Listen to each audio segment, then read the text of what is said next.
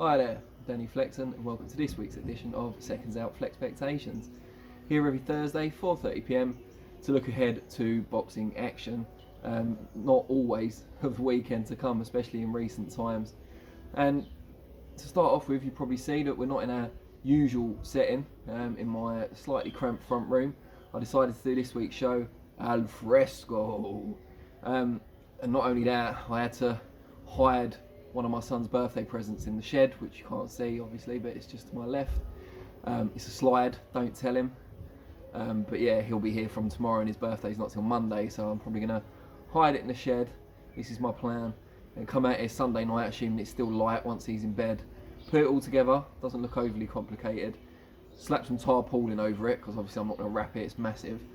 And then in the morning, do the big reveal, and he'll probably be like, yeah, but you never know, he might love it, and it might be like everything I've dreamed of, or everything he's dreamed of. But moving on from my family life to boxing, just wanted to talk about the situation with Tyson Fury, a rescheduled rematch with Deontay Wilder, currently set for October 3rd, although we don't know with the current world scene exactly what's going to happen. But also where Anthony Joshua and Kubrat Pulev fit into the equation, we heard last week that Joshua Pulev had been postponed with no rescheduled date as it stands from June 20th, and that the people behind it are still trying to make it happen for Tottenham Hotspur Stadium. I've had the pleasure of speaking to both Eddie Hearn, who's head of Matchroom Boxing and promoter for Unified World Heavyweight Champion, of course, AJ, and Lou DiBella, a former member of Deontay Wilder's team, just about what they expect to happen, because Hearn's floated the idea previously, and you'll have seen on our channel him addressing that claim that he could possibly make AJ against Fury for later this year.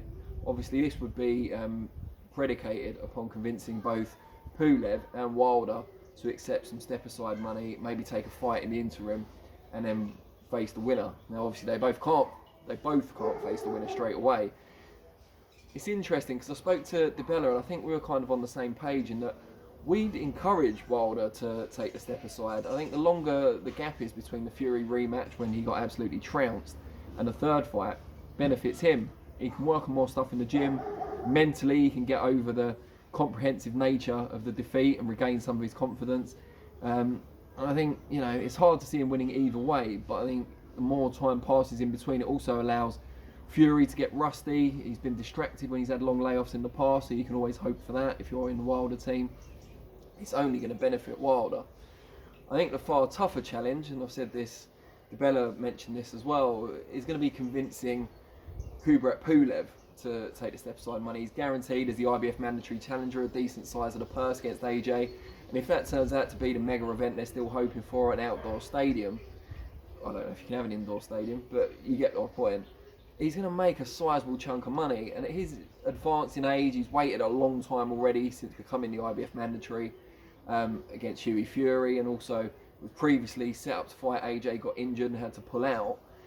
He's going to want to take his chance when it comes. As he's getting older, he doesn't know how many fights he's got left, but not only that, he's been injured the last time he was set to fight AJ. He doesn't know when injury is going to strike again. As you get older, injuries tend to become both more serious and more frequent.